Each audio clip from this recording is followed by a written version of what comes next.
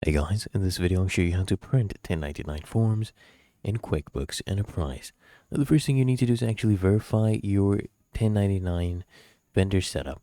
So the way you do this, you come here at the top menu, click on vendors, and then click here on vendor center.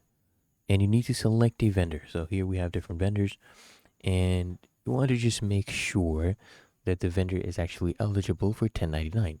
You just check their tax ID, or you can check their 10 SSN as well, and then you click OK, you save it, and only vendors that are marked as eligible for 1099 will appear when you prepare the forms.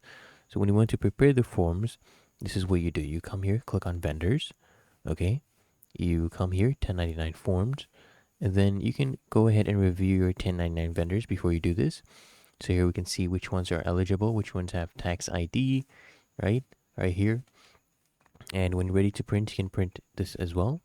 Or you can come here, click on vendors. You can click on 1099 forms and print or e-file it 1099 forms only. So you do that, but for that, you will need to be in single user mode. But otherwise, it's really that easy. If you found this helpful, make sure you smash that like button, subscribe to App Mentor.